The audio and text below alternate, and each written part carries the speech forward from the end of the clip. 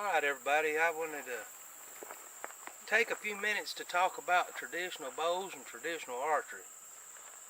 First thing I feel like I need to do is kind of define what I'm talking about, traditional archery.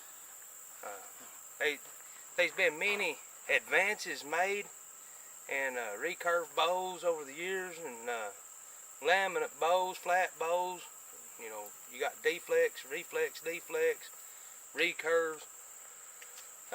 And we got into where, in modern day technology, we're doing a lot of fiberglass laminate bows. And the tips that I'm talking about today does not apply to fiberglass laminate bows. When I talk about traditional archery, I mean traditional archery. And I mean bows that, you know, the Native Americans would have used back long before we had fiberglass.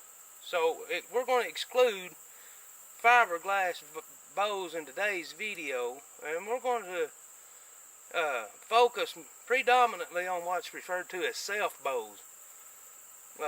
Bows that are made one piece of wood, and that piece of wood does everything, all the components of that bow.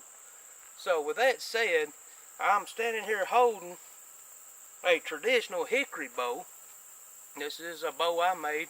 This bow is one solid piece of wood. And when you are using self bows, there's a couple of things you need to remember about the care and function of the bow. You know, how you care for your bow is going to determine how that bow functions for a long period of time, for the life of that bow.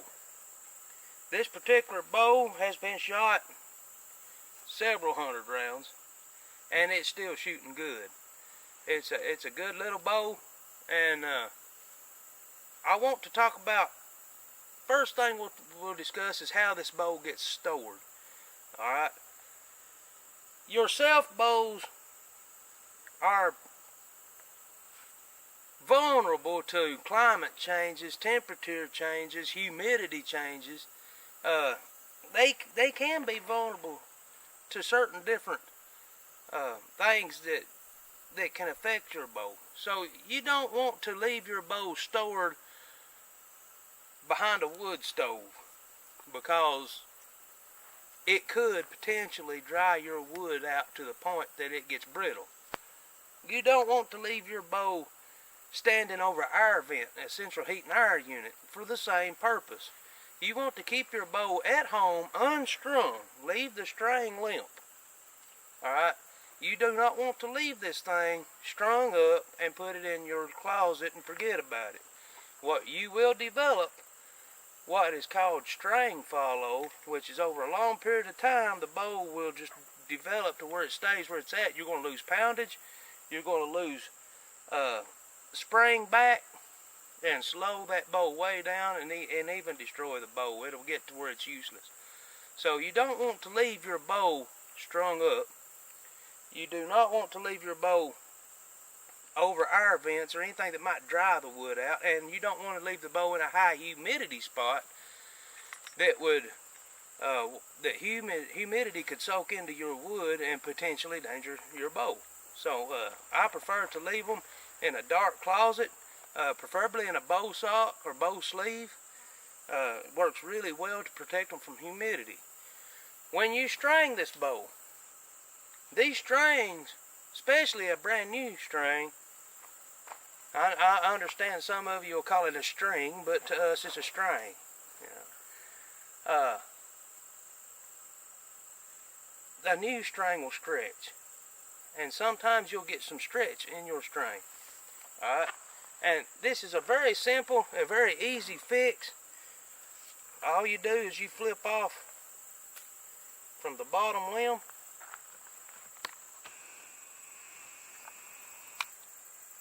pull this up, and you'll twist the string. Now this string is what's called a Flemish twist. You twist it one direction, and your string is going to shorten up. You twist it the other way, it's going to loosen up and get longer. So the best way to figure out which way to twist this string is to grab it, pinch it off right here, twist it one way. If you feel it tightening up, you're twisting it the right way to shorten it. If you feel that string loosening and falling loose, you're twisting it the wrong way. You're lengthening it up, unless you need to lengthen your string. But we're going to shorten this string here a little bit.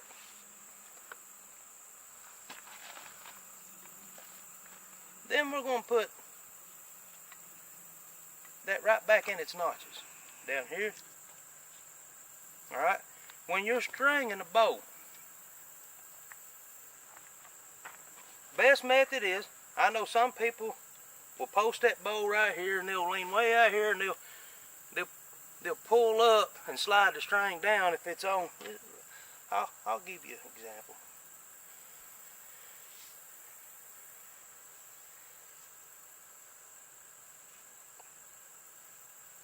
They'll go ahead, put this over the bow,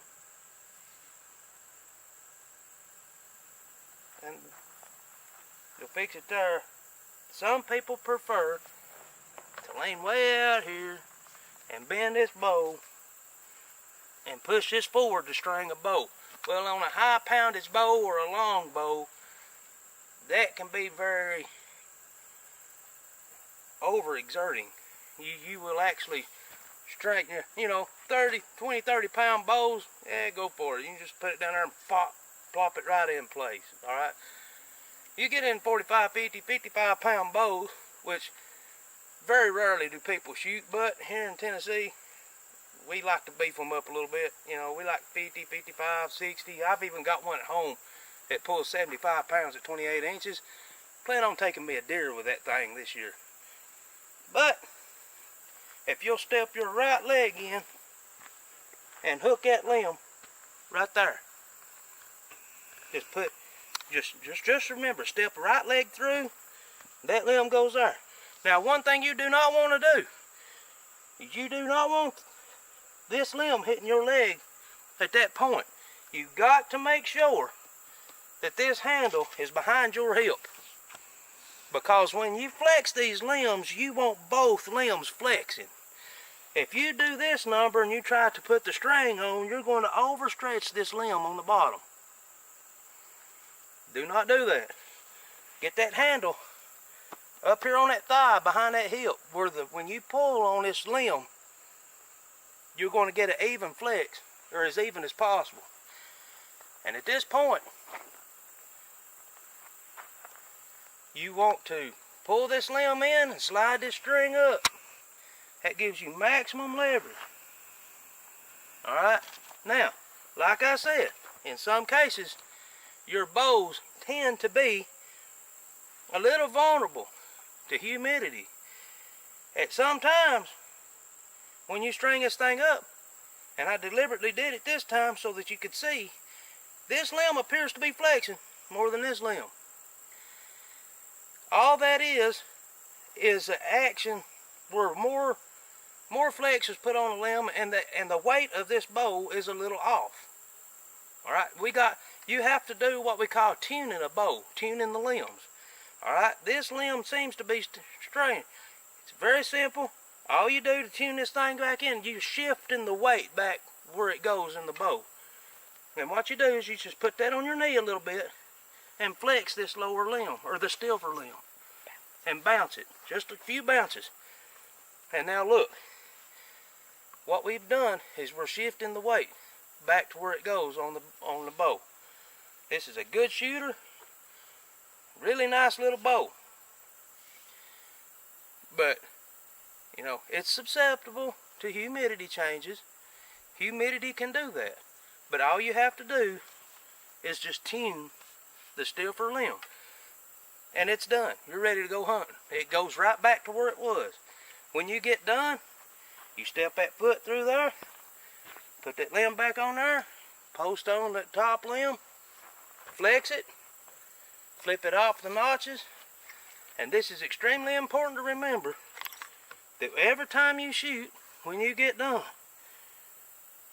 put pressure on them limbs. Don't bend them completely backwards, but straighten them out good.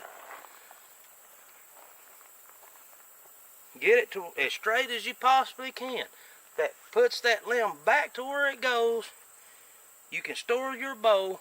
The next time you string that bow up, it will be strung back up exactly the same way every time. So, for proper care of your traditional bow is important to the life of that bow, and your choice of arrows makes all the difference in the performance of that bow. I tell everybody that on a traditional bow, the bow is 50%. The bow and the arrow are a team.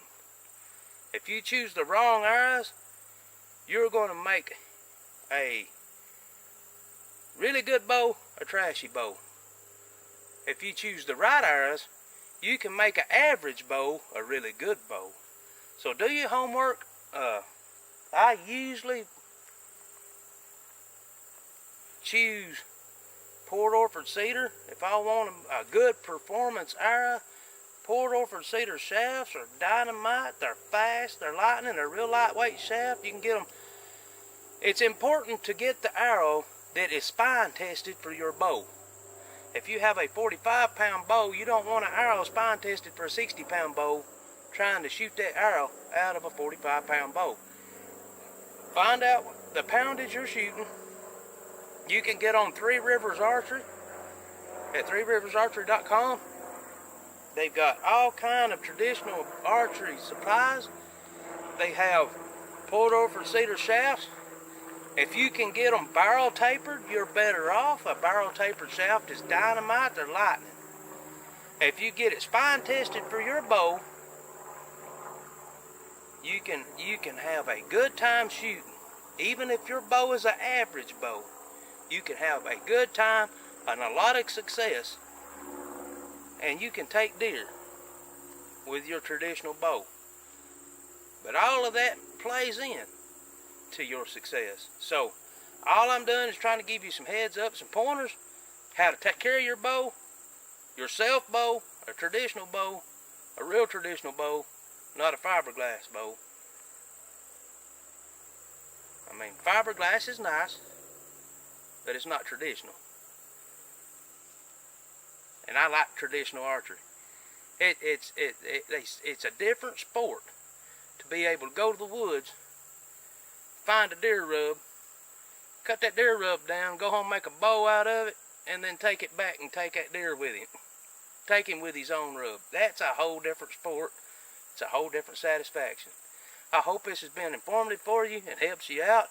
If you got any questions, hey, you can look us up on our website at www.southerngamereapers.com. You can shoot us a message. We have a Facebook page, Southern Game Reapers, and we have a YouTube channel, Southern Game Reapers. Hey, look us up on YouTube. Subscribe to our videos. Hey, support us, guys. We need your help. You know, we're here for you. We love our customers, and we truly want everybody to be happy and have fun. And we want people to experience things that we're doing, because what we're doing is a blast. We're having a good time. We're living a good life. So look us up on Facebook, like our page. Look us up on YouTube, and please subscribe to our channel, because we got more videos coming. We ain't got a lot of videos on yet, but we're working around the clock. We're fixing to be putting up some good stuff, and buddy, during deer season, we've got some good stuff going on. So God bless you all. We love you, and if you need anything, let us know. This little Bill, we're out. America, baby.